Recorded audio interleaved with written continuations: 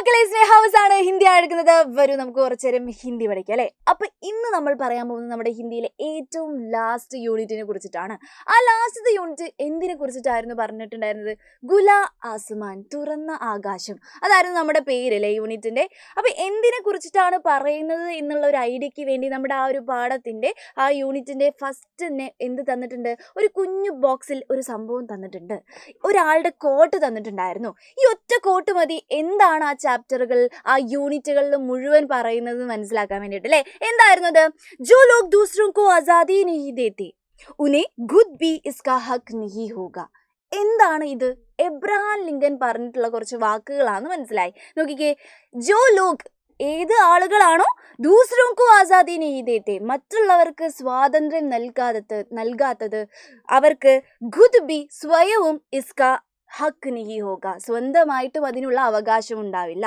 നമ്മളൊരാൾക്ക് സ്വാതന്ത്ര്യം കൊടുക്കുമ്പോഴാണ് എന്ത്, നമുക്കും സ്വാതന്ത്ര്യം കിട്ടുക അല്ലേ.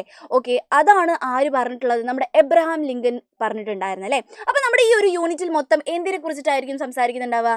സ്വാതന്ത്ര്യം, അടിമത്തം എന്നുള്ള വലിയ വലിയ വിഷയങ്ങളെ കുറിച്ചിട്ടാണ് സംസാരിക്കുന്നത് അല്ലേ. അപ്പൊ അതിൽ ആദ്യത്തെ ചാപ്റ്റർ ആയിരുന്നു എന്ത് പറഞ്ഞത്? രാജ ഓർ വിദ്രോഹി എന്ന് പറയുന്ന നമ്മുടെ ഒരു അടിപൊളി നാടകം അല്ലേ. അപ്പം വലിയൊരു ചാപ്റ്റർ ആയിരുന്നു. പക്ഷെ വലിയൊരു എന്തിനെ കുറിച്ചിട്ടാണ് സംസാരിക്കുന്നത്? വലിയൊരു വിഷയത്തെ കുറിച്ച് തന്നെയാണ് സംസാരിക്കുന്നത് അല്ലേ. ഒരു രാജാവ് ഉണ്ടായിരുന്നു. ഇങ്ങനത്തെ രാജാവാണ്? നല്ല രാജാവായിരുന്നോ? അല്ല. പ്രജകളുടെ ഒരു കാര്യം നോക്കാതെ സ്വന്തം ഇഷ്ടത്തിന് ജീവിക്കുന്ന, മറ്റുള്ളവരെ എൻ്റെ അടിമകളാണ് എന്നൊക്കെ പറഞ്ഞുകൊണ്ട് ആധിപത്യം സ്ഥാപിച്ച് ജീവിച്ചിട്ടുണ്ടായിരുന്ന ഒരു രാജാവ്. പക്ഷെ എല്ലാ കാലവും ഇങ്ങനെ ആധിപത്യമൊക്കെ സ്ഥാപിച്ച് നടക്കാൻ പറ്റുമോ? ഇല്ല. ഇതിനെതിരെ ഒരു വിദ്രോഹി, അതായത് വിദ്രോഹി എന്ന് വെച്ചാൽ എന്താ? റെബലാണ് അല്ലേ. റെബലിനാണ് നമ്മൾ എന്ത് പറയുന്നത്? വിദ്രോഹി, വിപ്ലവകാരിക്ക് അല്ലേ. അപ്പൊ ഇതിനെതിരെ ഒരു വിപ്ലവകാരിയും പിന്നെന്താണ് കുറച്ച് ജനങ്ങളും വന്നിട്ട് പ്രതികരിക്കുകയാണ്, രാജാവിനെ ആ രാജസ്ഥാനത്തിൽ നിന്നും ഒഴിവാക്കുകയാണ് അല്ലേ. അപ്പൊ ഇങ്ങനെയുള്ളൊരു നാടകമായിരുന്നു നിങ്ങൾക്ക് പഠിക്കാനുണ്ടായിരുന്നത്. വളരെ ഇമ്പോർട്ടൻ്റ് ആയിട്ടുള്ള ഒരു ചാപ്റ്ററാണ് രാജാ ഓർ വിദ്രോഹി എന്ന് പറയുന്നത്. അപ്പൊ ഇതിൽ ഓരോ ക്യാരക്ടേഴ്സിനെ കുറിച്ചിട്ട് നിങ്ങൾ അറിഞ്ഞിട്ടുണ്ടാവണം, ക്യാരക്ടേഴ്സിന്റെ പേര് അറിഞ്ഞിട്ടുണ്ടാവണം, പിന്നെ ക്വസ്റ്റ്യൻസും അറിഞ്ഞിട്ടുണ്ടാവണം. അതാണ് ഇന്ന് നമ്മൾ അടിച്ച് പൊളിച്ച് ഇവിടെ എടുക്കാൻ പോകുന്നത്. വളരെ ഇമ്പോർട്ടൻ്റ് ആണ്. നമ്മുടെ ആനുവൽ എക്സാമിന് ഇത് എന്തായാലും ഇമ്പോർട്ടൻ്റ് ആയിട്ടുള്ള ഒരു കാര്യമാണ്. അതുകൊണ്ട് നന്നായിട്ട് ശ്രദ്ധിച്ചിട്ട് എൻ്റെ മക്കൾ ഇരുന്നോളാം. നമുക്ക് ആദ്യം നിങ്ങൾ ഈ ചാപ്റ്ററിൽ പഠിക്കേണ്ട കാര്യം എന്താണെന്നറിയോ? ഇവിടെ ഇങ്ങനെ ഒരു ബോക്സിൽ നിങ്ങളുടെ ടെക്സ്റ്റ് ബുക്കിൽ തന്നിട്ടുണ്ടാവും കഥാപാത്രങ്ങളും. ആരൊക്കെയാണ് കഥാപാത്രങ്ങളെ എന്ത് ചെയ്തിട്ടുള്ളത്, അഭിനയിച്ചിട്ടുള്ളത് എന്നുള്ള ഒരു സംഭവം തന്നിട്ടുണ്ട്. അപ്പോൾ ഓരോരുത്തരുടെ പേരും പിന്നെന്താണ് അവർ ചെയ്തിട്ടുള്ള റോളും വളരെ ഇമ്പോർട്ടൻ്റ് ആയിട്ട് നിങ്ങൾ പഠിച്ചു വെക്കണം. കാരണം എന്താണ്, ഇത് നിങ്ങൾക്ക് ചോദിക്കാനുള്ള ചാൻസ് ഉണ്ട്, 1 മാർക്കിനൊക്കെ ചോദിക്കാൻ ചാൻസ് ഉണ്ട്. അതുകൊണ്ട് ഇത് പഠിച്ചു വെക്കണം. അപ്പോൾ ഓരോന്നായിട്ട് നമുക്ക് പഠിക്കാൻ മിസ് പറഞ്ഞുതരാം. നോക്കിക്കേ, രാജീവ് എന്ന് പറയുന്ന കുട്ടിയാണ് എന്ത് അഭിനയിച്ചിട്ടുണ്ടായിരുന്നത്? രാജാവായിട്ട് അഭിനയിച്ചിട്ടുണ്ടായിരുന്നത്. നോക്കിക്കേ, ജിതേനാണ് എന്ത്, മന്ത്രിയായിട്ട് നിന്നിട്ടുണ്ടായിരുന്നത്. പിന്നെ ഉബേൻ എന്ന് പറയുന്ന ആ കുട്ടിയാണ് എന്ത്, ന്യായാധീഷ് എന്താണ്? ജഡ്ജിക്കാണ് നമ്മൾ എന്ത് പറയുന്നത്? ന്യായാധീഷ് എന്ന് പറയുന്നത്. അപ്പൊ അതാ ഓർത്ത് വെച്ചോളാം. പിന്നെ എന്താണ്? ഹേമാണ് നമ്മുടെ എന്ത്, ഓപ്പോസിറ്റ് ടീമായിട്ടുണ്ടായിരുന്നു. ഓപ്പോസിറ്റ് ടീം അല്ല, ശരിക്കായിട്ട് ഹീറോ ആരാണ്? നമ്മുടെ ഹേമാണെന്ന് വേണം പറയാൻ വേണ്ടിയിട്ട്. വില്ലനാണ് രാജാവ് കേട്ടോ. അപ്പൊ ഹേം എന്താ ചെയ്യുന്നത്? ഹേമാണ് വിദ്രോഹി എന്ന് പറയുന്ന ആ റോൾ ചെയ്തിട്ടുള്ളത്. റെബലായിട്ട് ആരാ അഭിനയിച്ചിട്ടുള്ളത്? നമ്മുടെ ഹേമാണ് അഭിനയിച്ചിട്ടുള്ളത്. പിന്നെ ആരാണ്? സേനാപതി ഉണ്ട്. സേനാപതി വെച്ചാണ് കമാൻഡർ ആണ്.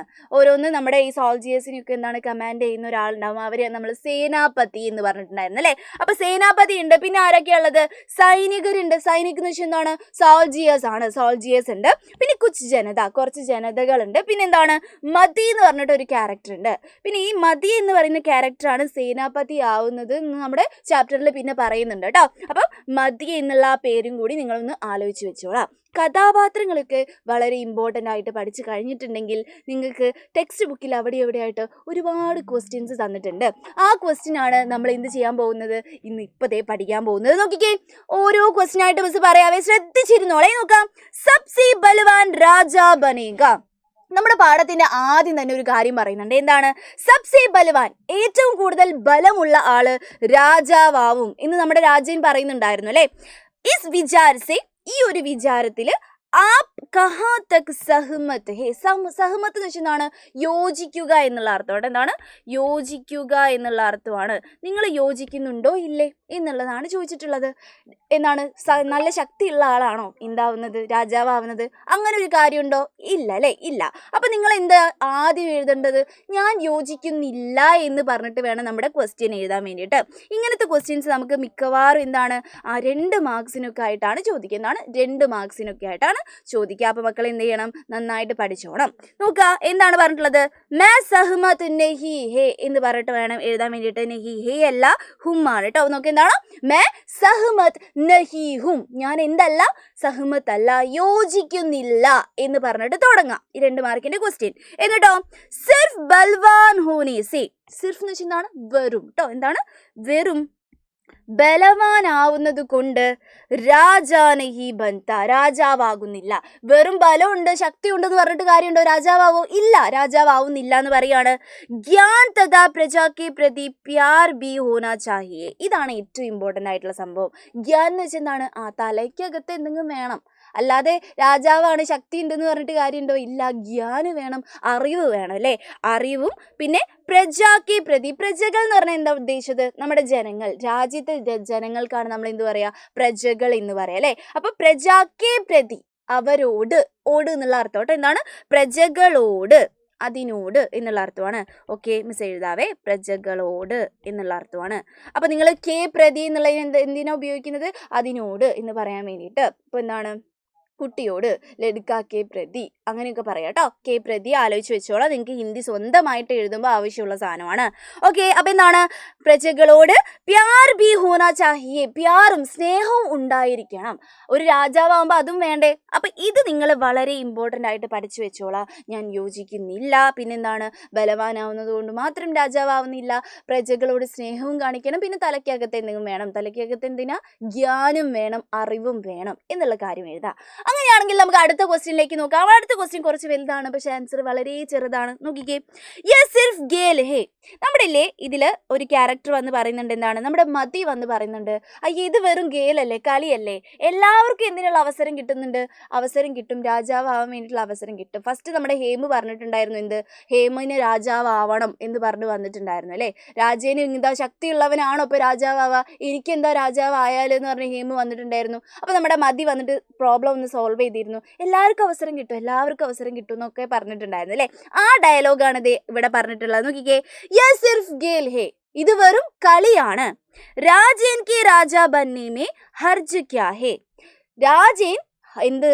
രാജാവാവുന്നതിൽ ഹർജ്. ഹർജ് എന്ന് വെച്ചാൽ എന്താണ്? പ്രോബ്ലം ആണ് കേട്ടോ. എന്താണ്? പ്രോബ്ലം.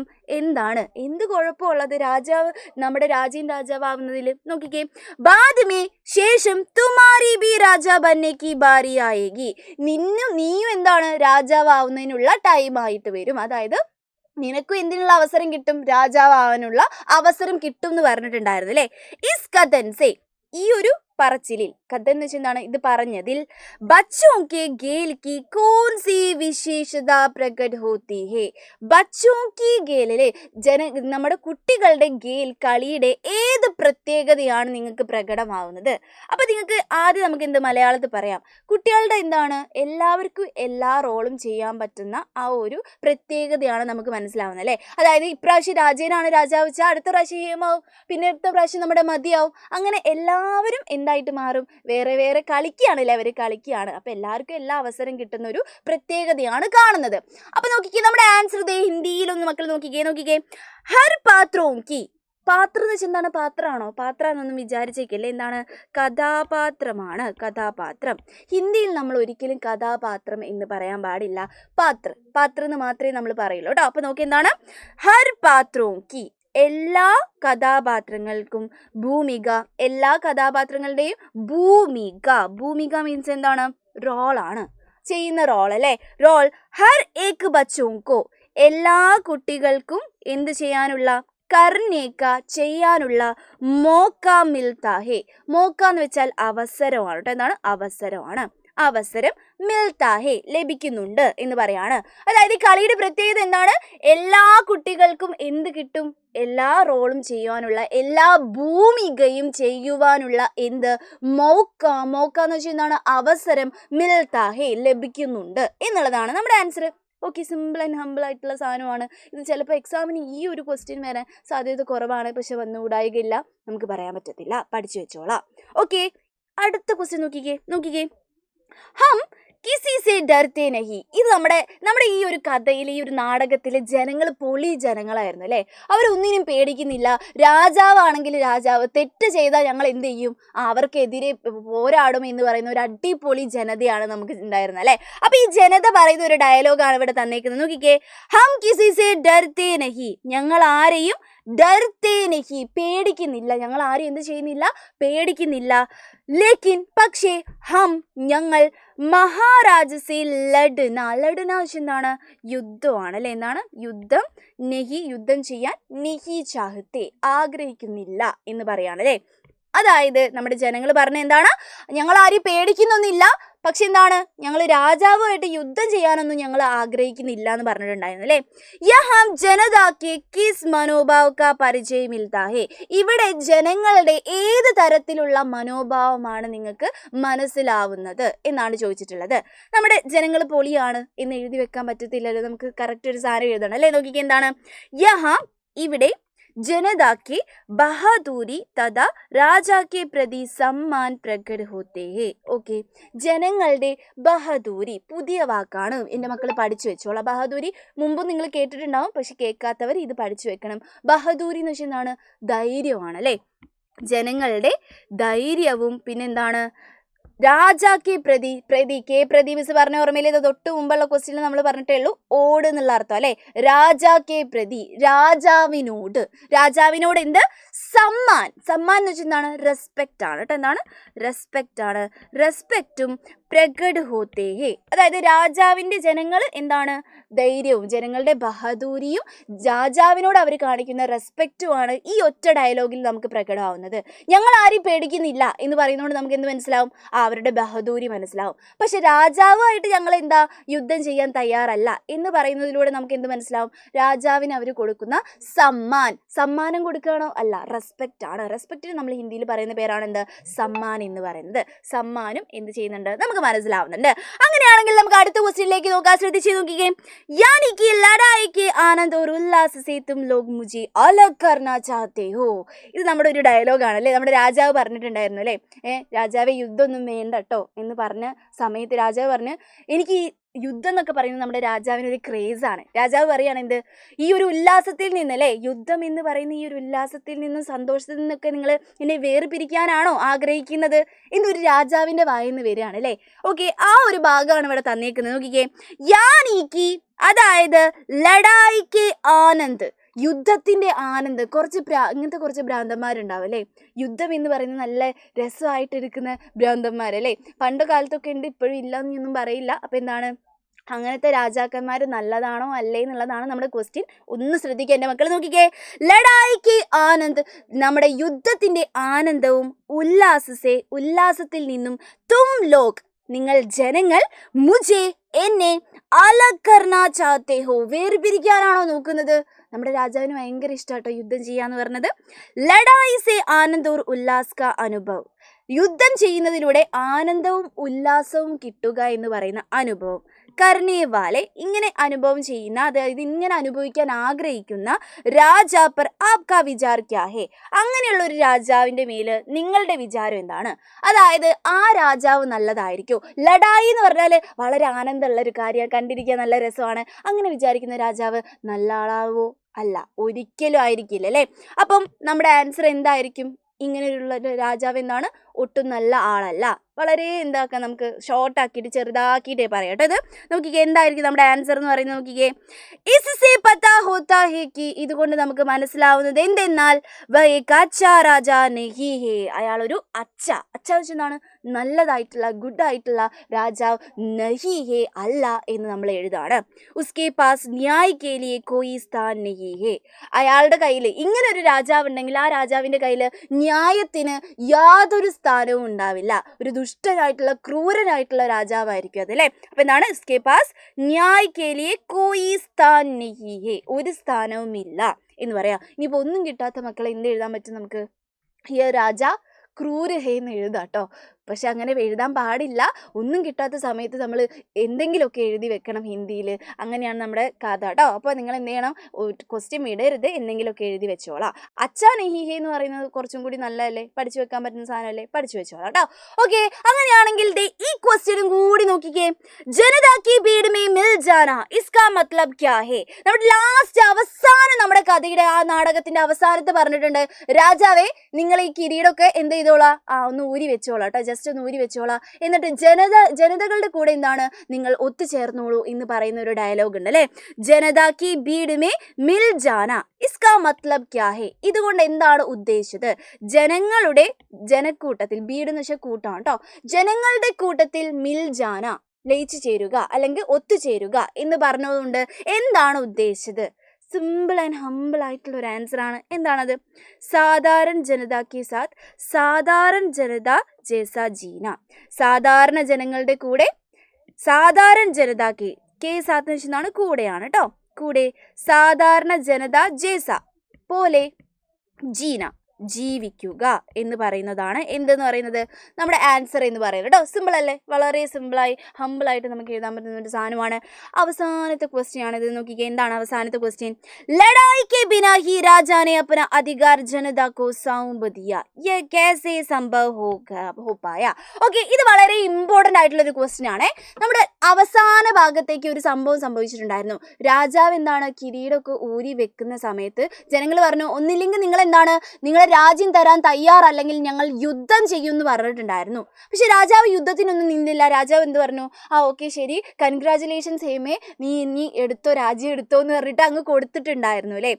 അയാൾ കൺഗ്രാജുലേഷൻസ് ഒക്കെ പറഞ്ഞിട്ടുണ്ടായിരുന്നു. നമ്മുടെ ബദായി ദേന എന്നൊക്കെ പറഞ്ഞ എന്താണ്, കൺഗ്രാജുലേഷൻസ് ഒക്കെ കൊടുത്തിട്ടാണ് നമ്മുടെ ഹേമിനെ വിട്ടിട്ടുണ്ടായിരുന്നത്. അപ്പൊ ഇതുകൊണ്ട് എന്താണ്, ഇതെങ്ങനെയായിരിക്കും സംഭവിച്ചിട്ടുണ്ടാവുക എന്നുള്ളതാണ് നമ്മൾ ക്വസ്റ്റ്യൻ. നോക്കിക്കേ, ലഡായി കെ ബിനെ, യുദ്ധം ചെയ്യാതെ, യുദ്ധം കൂടാതെ, കെ ബിന എന്ന് വെച്ചാൽ കൂടാതെ എന്നുള്ള അർത്ഥം കേട്ടോ. രാജാവ് അപ്ന അധികാർ, തന്റെ അധികാരം, ജനതാക്കോ സൗംപ് ദിയ, സൗംപ് ദിയ എന്നാണ് വിട്ടുകൊടുത്തു എന്നുള്ള മീനിങ് ആണ്. സൗംപതിയാച്ച് എന്നാണ് വിട്ടുകൊടുത്തു അല്ലെങ്കിൽ കൊടുത്തു, കൈമാറി എന്നൊക്കെ ഉള്ള അർത്ഥമാണ്. ജനങ്ങൾക്ക് കൈമാറിയിട്ടുണ്ടായിരുന്നു. സൗംപദേന ഇമ്പോർട്ടൻറ്റ് വാക്കാണ്, പഠിച്ചു വെച്ചോളാം കേട്ടോ. അപ്പൊ സൗംപതിയ നോക്കിക്കേ, യഹ് കോൻ കേസേ സംഭവ് ഹോ പായ? ഇതെങ്ങനെ സംഭവിച്ചു എന്നുള്ളതാണ് ചോദിച്ചത്. ഒന്നുമില്ല, എന്താണ്, സ്വന്തമായിട്ട് രാജാവ് ജനങ്ങൾക്ക് എന്ത് കൊടുക്കുകയാണ് ചെയ്തത്? അധികാരം വിട്ടുകൊടുത്തു. അവിടെ ലഡായിയോ യുദ്ധമോ ഒന്നും നടന്നിട്ടുണ്ടായിരുന്നില്ല. ഇതെങ്ങനെ സംഭവമായി എന്നുള്ളതാണ് നമ്മളോട് ചോദിച്ച ക്വസ്റ്റ്യൻ. നമ്മൾ എഴുതുന്നു, ആൻസർ ഇതാണ്. നോക്കിക്കേ, ഷായദ് രാജാക്കോ അപ്പനി ഗൽത്തി സമജ് ഗയാ ഹോഗ. അവസാനത്തേക്ക് ചിലപ്പോൾ രാജാവിന് എന്ത് പറ്റിയിട്ടുണ്ടാവും? അയാൾ ചെയ്ത തെറ്റാണ്, ഇനിയിപ്പോൾ യുദ്ധമൊന്നും ചെയ്യണ്ടെന്ന് തോന്നിയിട്ടുണ്ടാവും. അതുകൊണ്ടായിരിക്കും വിട്ടുകൊടുത്തിട്ടുണ്ടാവുക എന്നുള്ളതാണ് നമ്മുടെ ആൻസർ. നോക്കിക്കേ, ഷായദ് എന്ന് വെച്ചാൽ ഒരു പക്ഷേ എന്നുള്ള അർത്ഥം കേട്ടോ. എന്താണ്? ഒരു പക്ഷേ രാജാവിന് അപ്നി ഗൽത്തി എന്ന് വെച്ചാൽ തെറ്റാണ് കേട്ടോ. എന്താണ്? തെറ്റ്. സമജ് ഗയാ ഹോഗ, സമജ് വെച്ചാൽ മനസ്സിലാവുക എന്നുള്ള അർത്ഥമാണ്. അപ്പൊ സമജ് ഗയാ ഹോഗ വെച്ചാൽ മനസ്സിലായിട്ടുണ്ടാകും എന്ന് പറയാണ് കേട്ടോ. മനസ്സിലായിട്ടുണ്ടാകും എന്ന് പറയാണ് നമ്മൾ. അതുകൊണ്ട് അയാൾ എന്ത് ചെയ്തു? ഇസ്ലിയെ, അതുകൊണ്ട് അപ്ന, അവര് തന്റെ അധികാരം ജനതാക്കോ സൗംപതിയ വിട്ടുകൊടുത്തു അല്ലെ? ജനങ്ങൾക്ക് എന്ത് ചെയ്തു? വിട്ടുകൊടുക്കുകയാണ് ഉണ്ടായിട്ടുള്ളത്. ഓക്കെ, ഇതാണ് നമ്മുടെ ഇമ്പോർട്ടൻ്റ് ആയിട്ട് ഇതിലുള്ള ക്വസ്റ്റ്യൻസ് എന്ന് പറയുന്നത്. ഇനി രാജാവിന്റെ ക്യാരക്ടർ സ്കെച്ചും ഉണ്ട്, ഇത് നമ്മൾ വേറൊരു വീഡിയോയിൽ ഇത് പറയുന്നതായിരിക്കും. അപ്പൊ ഇത്രയും കാര്യങ്ങൾ എൻ്റെ മക്കൾ നന്നായിട്ട് ആലോചിച്ച് വെച്ചോളാം, പഠിച്ചോളാം. നമുക്ക് ആനുവൽ എക്സാമിന് ഇതൊക്കെ ചോദിക്കുന്നതായിരിക്കും. അപ്പൊ ഇതേപോലുള്ള കുഞ്ഞു കുഞ്ഞു കാര്യങ്ങളുമായിട്ട് മിസ് ഇനിയും വരുന്നതായിരിക്കും. Bye bye.